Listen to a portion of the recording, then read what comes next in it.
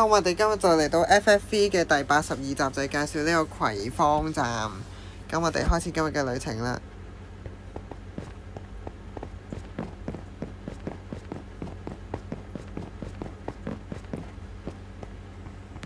呢度入啦，呢度上。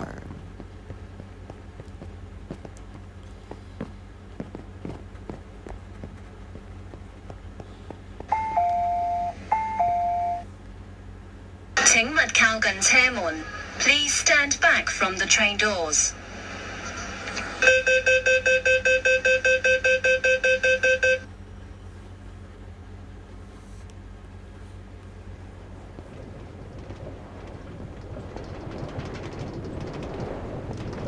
下一站葵芳，左邊嘅車門將會打開。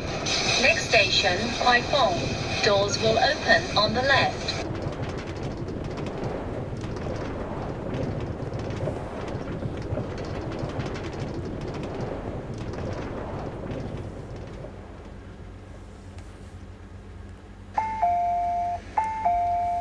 咁好啦，我哋就嚟到呢個葵芳站啦。咁葵芳呢，就係用呢個深綠色作為主色啦。咁葵芳呢個嗰塊吊板，即係另一邊側面嘅吊板就係咁嘅設計啦。咁葵芳站就係用閘門嚟嘅。咁其實閘門都係後期先裝嘅，以前係真係就咁吉嘅啫，冇閘門嘅。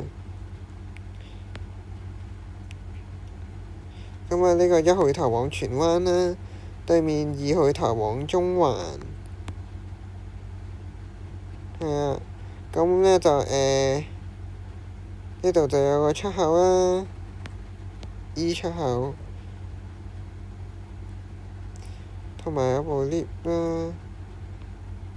我上次都冇講到呢麗景，早嗰排呢有套電影就係夜王啦，咁麗景就係 Night King 啦，咁葵芳就係 Francesca。咁呢度就有個客務中心啦。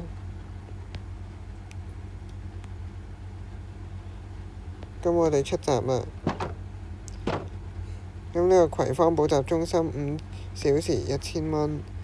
呢邊就係 Euro Go Go 咁黑橄欖薄餅75蚊，話多謝晒。咁呢個 C 出口啦，呢個 B 出口，過去嗰邊睇埋先。呢個就係 A 出口同埋呢個 Dock 出口啦。咁葵芳站呢，我早幾年呢就見到有兩兄弟呢，就一齊連線玩 Minecraft，咁阿哥就做拍片嗰個啦，就成日話細佬就喂，呢個唔好拆啦，喂嗰度我整啊，呢啲鬧交呢，我睇得幾開心，好似食花生咁。不過啲網友呢，就啲觀眾呢，就都係叫翻佢哋唔好鬧交啊，兩兄弟應該互相合作咁樣啦。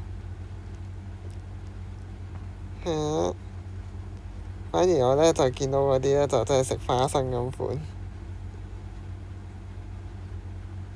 呢個想法都唔係好應該。咁之前 Francesca 嗰條柱就應該係呢個位啦，如果我冇記錯嘅話。不過 Minecraft 都冇柱。咁跟住呢度又望到麗景。咁呢個可以介紹下啦。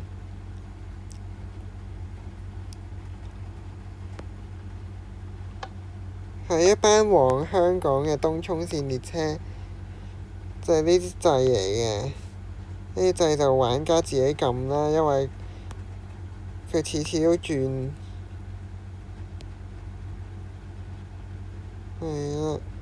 咁好啦，我哋呢個葵芳站嘅介紹都差唔多啦。咁我哋下個星期葵興站再見，拜拜，see you later，再見。